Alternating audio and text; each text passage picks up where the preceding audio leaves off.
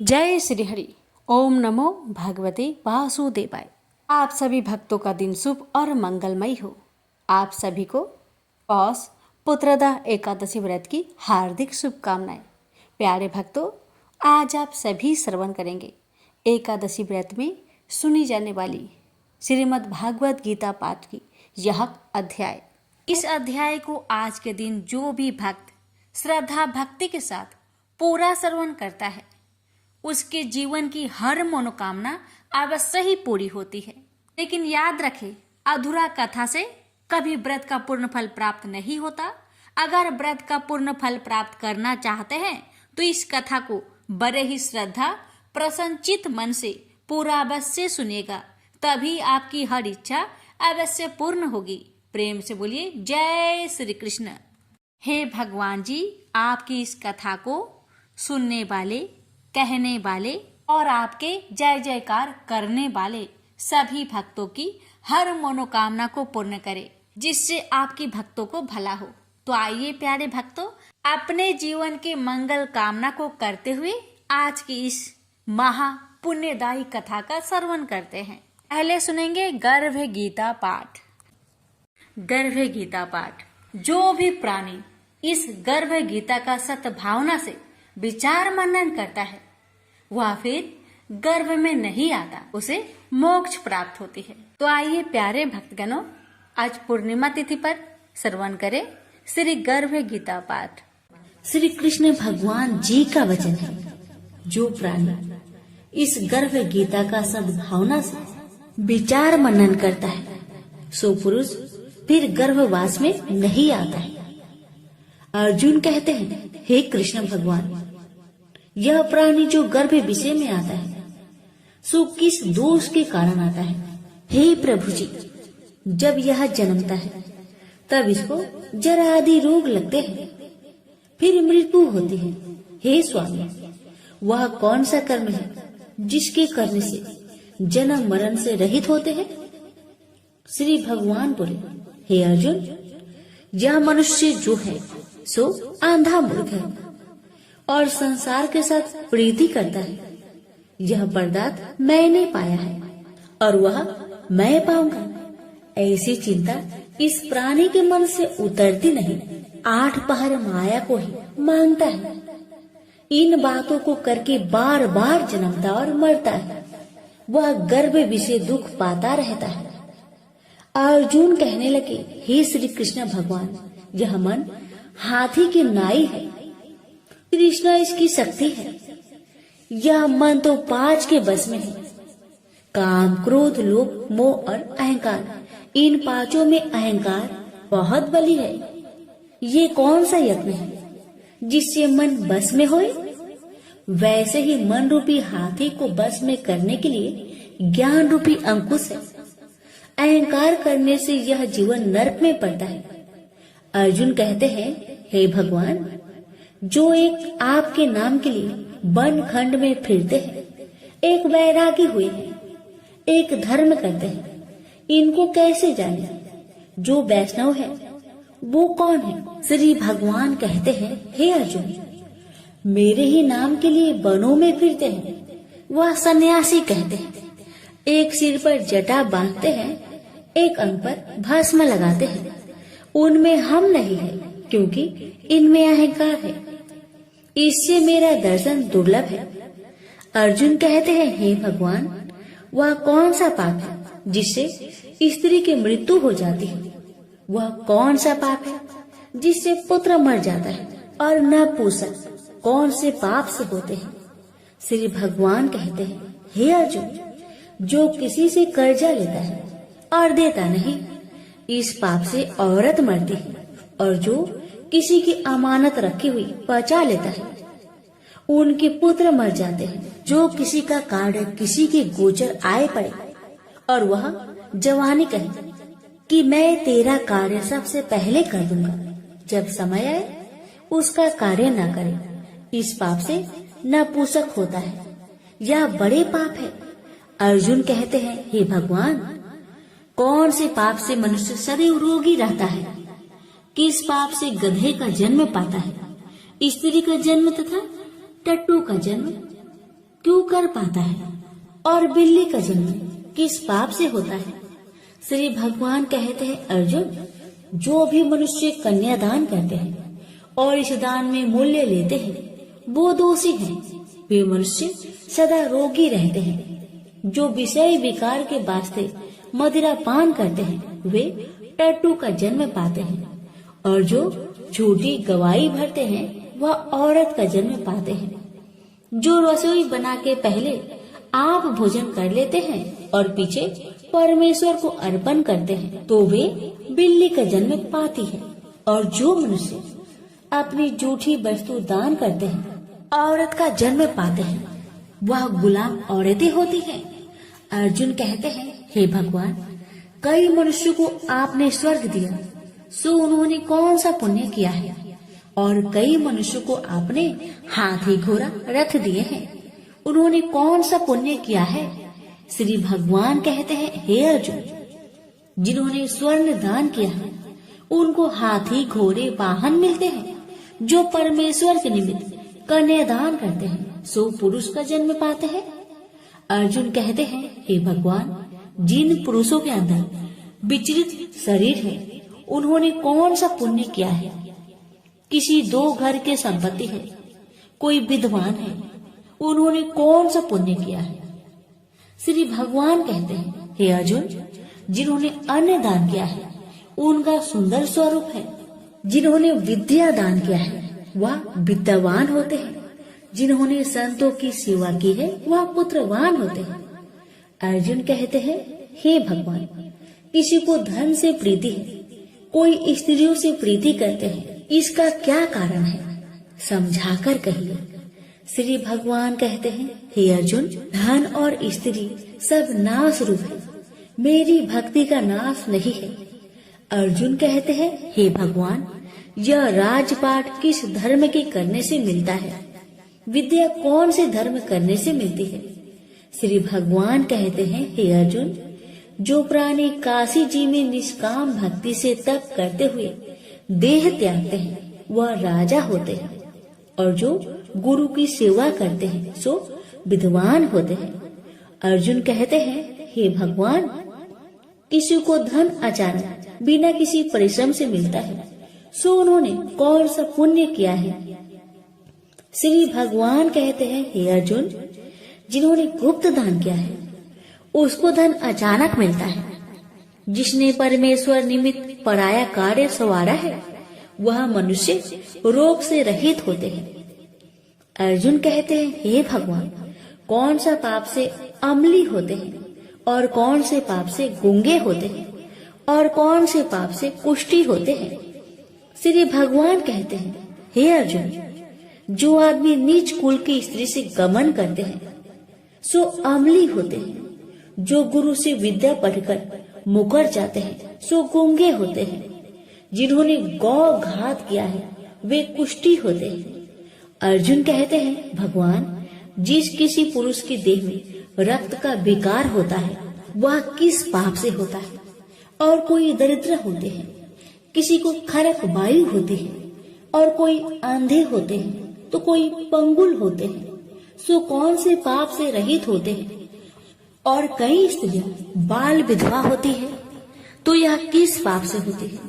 श्री भगवान कहते हैं, हे अर्जुन, तो सदा क्रोधवान रहते हैं उन्हें रक्त विकार होता है। जो मलिन रहते हैं वह सदा दरिद्री होते हैं। जो कुकर्मी ब्राह्मण को दान देते हैं उनकी खरक वायु होती है। जो पराई स्त्री को नंगी देखते हैं, गुरु की पत्नी को कुदृष्टि करते हैं सो अंधे होते हैं।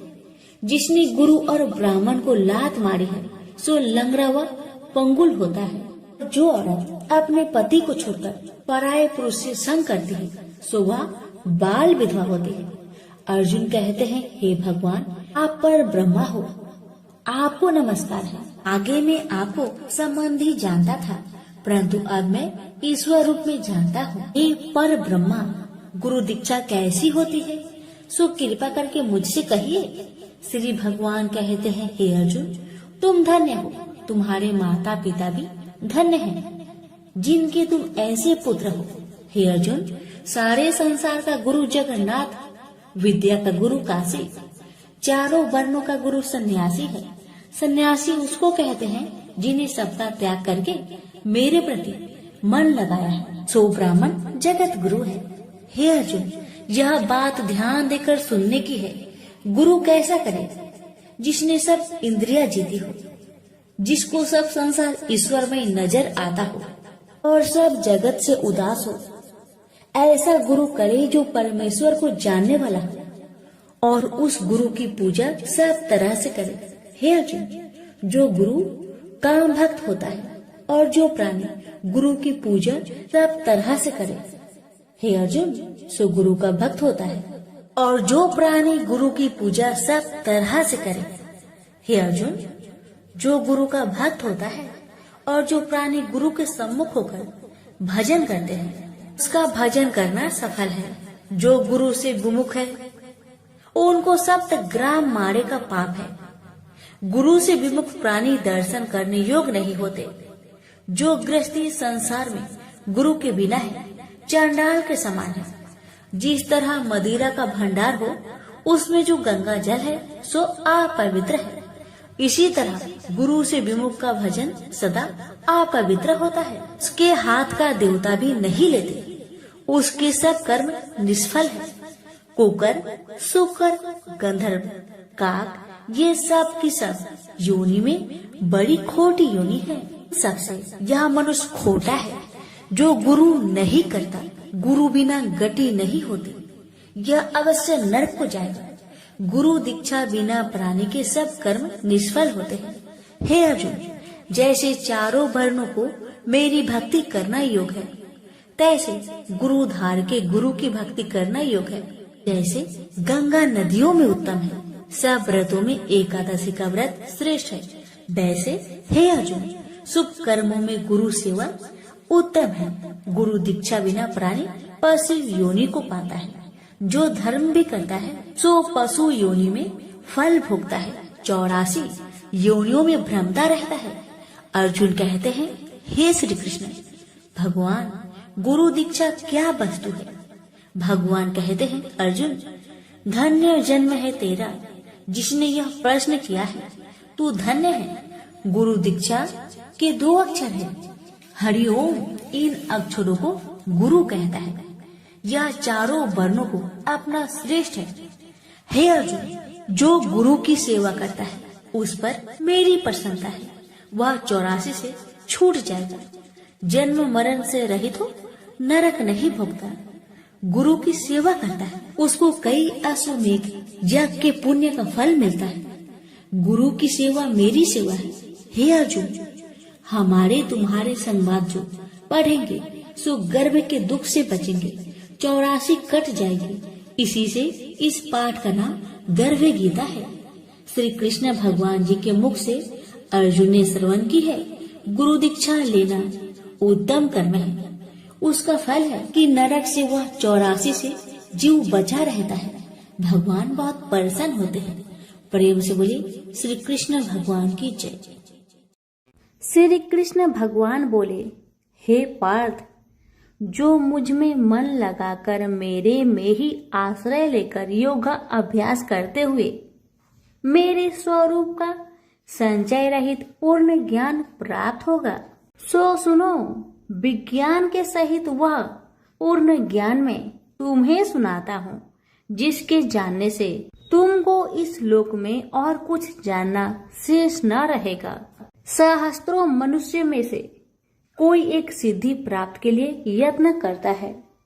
उन यत्न करने वाले सिद्धों में से कोई बिरला ही मुझे ठीक जान पड़ता है। पृथ्वी, जल, अग्नि, वायु, आकाश, मन, बुद्धि और अहंकार, यह 8 प्रकार की मेरी प्रकृति माया है। इस प्रकृति को अपरा, अचेतन अर्थात जड़ कहते हैं। और हे महाबाहो, इससे दूसरी प्रकृति चेतन है, जिसने संपूर्ण जगत धारण किया है। इन्हीं प्रकृतियों से सब प्राणी मात्र उत्पन्न होते हैं। ऐसा जानो, यह प्रकृतियां हमसे ही उत्पन्न हुई है।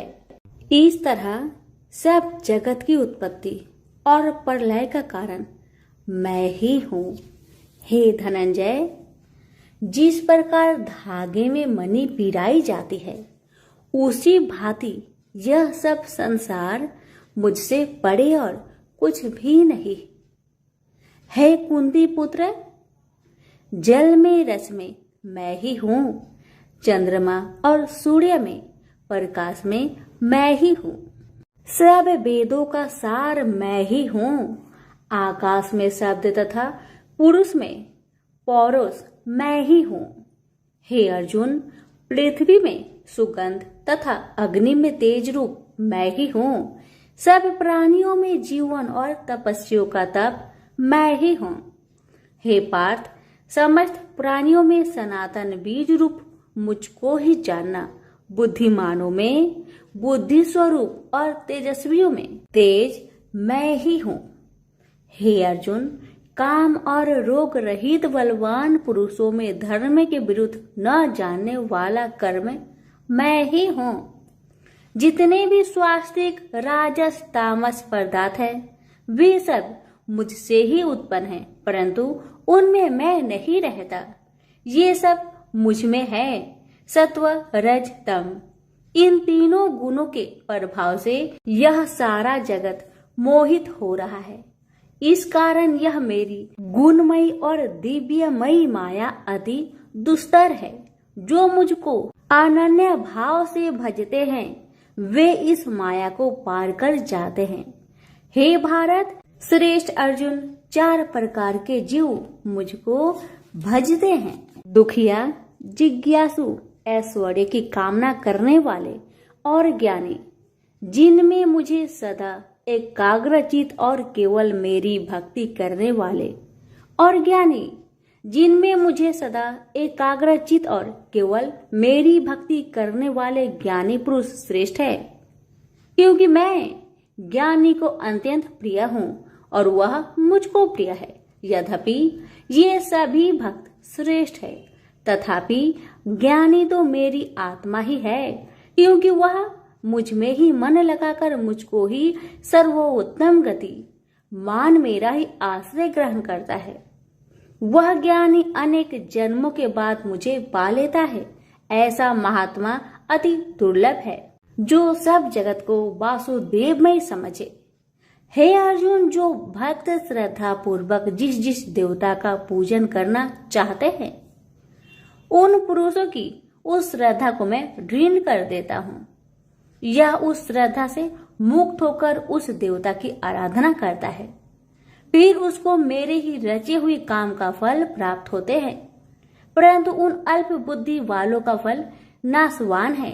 देवताओं की आराधना करने वाले देवताओं को मिलते हैं और अव्यय, अविनाशी, अच्युत्यम स्वरूप को न जानकर मंद बुद्धि लोग मुझे अव्यक्त को व्यक्त मानते हैं। मैं योग माया से आच्छादित होने के कारण सबको नहीं दिखता।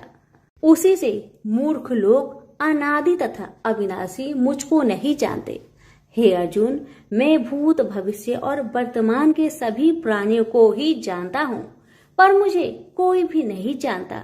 हे भारत, हे परम तप, इच्छा और देश से उत्पन्न होने वाले सुख दुख आदि धंधों के मोह से जगत के सभी प्राणी भ्रम में फंस जाते हैं। जिन पुण्य आत्माओं के पाप नष्ट हो गए हैं, वह पुरुष दृढ़ मोह से छूटकर दृढ़ निश्चय करके मेरी भक्ति करते हैं, जो आश्रय लेकर जीवन मरण से दूर करने के अर्थ प्रयत्न करते हैं। वे पुरुष ब्रह्मा आत्मज्ञान अपने चित्त को निश्चल रखकर उसका संगम करता है और अंत कारण की समाधि लगाता है, जिस अवस्था में योग अभ्यास के कारण चित्त का वेग रुक रुक कर विषयों से पृथक होने लगता है, और जब शुद्ध अंतःकरण से आत्मा को देखकर आत्मा में ही संतुष्ट होता है, जिस अवस्था में वह अत्यंत सुख जो इंद्रियों द्वारा जाना नहीं जा सकता, वरन केवल बुद्धि से ही जाना जाता है, और जब वह योगी अनुभव करता है, तब आत्मा स्वरूप में स्थिर हो उससे विचलित नहीं होता। इस अवस्था को पाकर फिर और कोई लाभ उसको अच्छा नहीं लगता, और जहाँ स्थिर होने पर और कोई बड़ा भारी दुख उसको वहां से चलायमान नहीं कर सकता। इस अवस्था को दुख संयोग वियोग कारक नामक योग जानना हो तो योग निर्विकल्प चित्त से निश्चय करके जानना चाहिए। संकल्प से उत्पन्न होने वाला समस्त कामनाओं को त्याग कर और मन ही मन में सकल इंद्रियों को चारों ओर से रोक रोक कर धैर्य के साथ बुद्धि को अपने अधीन कर धीरे धीरे विषय से दूर हटा ले और भली भांति मन को आत्मा में स्थिर करके किसी वस्तु की इच्छा ना करे और चंचल मन जिधर जिधर जाए उधर से इसको हटाकर आत्मा के बस में करना चाहिए। इस प्रकार शांति चित्त तथा रजोगुण से रहित निष्पाप तथा ब्रह्म स्वरूप योगी को उत्तम सुख प्राप्त होता है। इस रीति से निरंतर योगाभ्यास करने वाला योगी समस्त पापों से छूटकर सहज ही उस परम सुख को पा लेता है जो ब्रह्म के संयोग से प्राप्त होता है। जिसका मन योग में स्थिर हो गया है उसकी दृष्टि भी सर्वत्र समान हो जाती है और वह सब प्राणियों में अपने को और अपने में सब प्राणियों को देखता है। जो सब प्राणियों में मुझको और मुझ में सब प्राणियों को देखता है। मैं उससे अलग नहीं रहता और मुझसे वह अलग नहीं रहता। जो अभेद भाव से रहता है सब प्राणियों में स्थिर हो मेरा मनन करता है वह योगी चाहे जिस अवस्था में रहे मुझ में मिल जाता है। हे अर्जुन, जो समस्त प्राणियों के दुख सुख के समान समझता है और सबको समान देखता है वही श्रेष्ठ योगी है। अर्जुन बोले, हे मधुसूदन, आपने जो योग बताया कि सबको अपने ही समान देखे सो मन के चंचल होने के कारण मैं उसको अपने में दृढ़ स्थिर नहीं देखता हूँ। हे श्री कृष्ण, यह चंचल मन बड़ा ही हठी पराक्रमी और दृढ़ है। इसको अपने अधीन रखना तो मुझे वायु को बांध रखने के समान ही प्रतीत होता है। श्री कृष्ण भगवान ने कहा, हे महाबाहो, इसमें संदेह की मन अति चंचल है। तो भी हे कुंती पुत्र, अभ्यास और वैराग्य से इसे बस में किया जा सकता है। जिसका मन बस में नहीं उसको योग अति दुर्लभ है। अर्जुन ने कहा, हे श्री कृष्ण, जिसमें श्रद्धा तो है पर योग प्राप्त करने में सफल नहीं हुआ है और जिसका चित्त योग से विचलित हो गया है वह योग सिद्धि न पाने से किस गति को प्राप्त होता है। श्री कृष्ण बोले, हे अर्जुन, उसका यहाँ नाश नहीं होगा पर परलोक में भी नहीं होगा, क्योंकि उत्तम कर्म करने वाले किसी मनुष्य की दुर्गति नहीं होती। वह योग में असफल मनुष्य बहुत दिनों तक पुण्यवानों को प्राप्त होने वाले लोकों में वास करता है और फिर वहां से किसी पवित्र और धनवान मनुष्य घर में आकर जन्म लेता है। इस प्रकार का जन्म पाना भी इस लोक में बड़ा दुर्लभ है। हे कुरुनंदन, यह योगियों के बस में जन्म लेकर पूर्व जन्म की बुद्धि संस्कार अर्थात आत्मज्ञान को पाता है और उससे अधिक सिद्धि के लिए यत्न करता हूँ। पूर्व जन्म में किए योग अभ्यास के बल में अनेक विघ्नों को पड़ने पर भी यह मोक्ष को प्राप्त होता है। योग की केवल इच्छा ही हो तो पुरुष शब्द ब्रह्म के परे जा पहुंचता है। जो बड़े परिश्रम और यत्न से योग अभ्यास करता है वह पापों से छूट मोक्ष को पाता है। बड़े तपस्वियों से योगी श्रेष्ठ है। जो शुद्ध होकर अनेक जन्मों में परिश्रम करके सफल होता है और ज्ञानियों से भी योगी श्रेष्ठ है। इसलिए हे अर्जुन, तुम योगी बनो। केवल मुझ में ही मन लगाकर योग प्राप्ति के लिए जो मेरा भजन करता है उसको समस्त योगियों के मध्य से मैंने अत्यंत श्रेष्ठ माना है। प्रेम से बोलिए श्री कृष्ण भगवान की जय। आप सुनिए श्रीमद् भगवत गीता पाठ अध्याय 7 की महात्म्य। भगवान शिव कहते हैं, हे पार्वती, अब मैं 7वें अध्याय का महात्म्य बतलाता हूँ, जिसे सुनकर कानों में अमृत राशि भर जाती है। पाटलिपुत्र नामक एक दुर्गम नगर है जिसका गोपुर बहुत ही ऊंचा है। उस नगर में शंकुकर्ण नामक एक ब्राह्मण रहता था। उसने वेश्यावृत्ति का आश्रय लेकर बहुत धन कमाया, किंतु ना तो कभी पितरों का तर्पण किया और न देवताओं का पूजन ही। वह धनोपार्जन में तत्पर होकर राजाओं को ही भोज दिया करता था। एक समय की बात है, उस ब्राह्मण ने अपना चौथा विवाह करने के लिए पुत्र और बंधुओं के साथ यात्रा की। मार्ग में आधी रात के समय जब वह सो रहा था, तब एक सर्प ने कहीं से आकर उसकी बाह में काट लिया। उसके काटते ही ऐसी अवस्था हो गई कि मणि, मंत्र और औषधि आदि से भी उसके शरीर की रक्षा असाध्य जान पड़ी। तत्पश्चात कुछ ही क्षणों में उसके प्राण पेखरू उड़ गए। वह प्रेत बना। फिर बहुत समय के बाद वह प्रेत सर्प योनि में उत्पन्न हुआ। उसका बीत धन की वासना में बंधा था। उसने पूर्व वृत्तांत को स्मरण करके सोचा, मैंने घर के बाहर करोड़ों की संख्या में अपना जो धन गार रखा है, उससे इन पुत्रों को वंचित करके स्वयं ही उसकी रक्षा करूंगा। सांप की योनि से पीड़ित होकर पिता ने एक दिव्य सपना में अपने पुत्र के समक्ष आकर अपना मनोभाव बताया।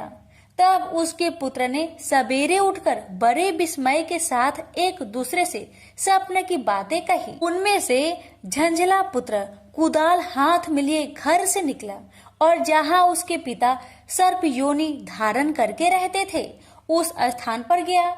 यद्यपि उसे धन के स्थान पर ठीक ठीक पता नहीं था, तो भी उसने जीहो से उसका ठीक निश्चय कर लिया और लोभ बुद्धि से वहां पहुंचकर बाबी को खोदना आरंभ किया। तब उस बाबी से बड़ा भयानक सांप प्रकट हुआ और बोला, ओ मूर्ख, तू कौन है? किस लिए यहाँ आया है? यह बिल क्यों खोद रहा है? किसने तुझे भेजा है? ये सारी बातें मेरे सामने बता। पुत्र बोला, पिताजी, आपकी मुक्ति कैसे होगी? इसका उपाय मुझे बतलाइए, क्योंकि मैं इतनी रात को सब लोगों को छोड़कर आपके पास आया हूँ। पिता बोले, बेटा, गीता के अमृतमय 7वें अध्याय को छोड़कर मुझे मुक्त करने में तीर्थ, दान, तप और यज्ञ भी सर्वथा समर्थ नहीं है। केवल गीता का 7वां अध्याय ही प्राणियों के जरा मृत्यु आदि दुखों को दूर करने वाला है। पुत्र, मेरे श्राद्ध के दिन गीता के 7वें अध्याय का पाठ करने वाले ब्राह्मण को श्रद्धा पूर्वक भोजन कराओ।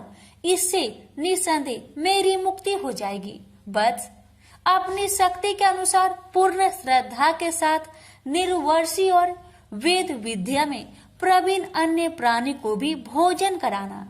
सर्प योनि में पड़े हुए पिता के यह वचन सुनकर सभी पुत्र ने उनकी आज्ञा अनुसार तथा उससे भी अधिक किया।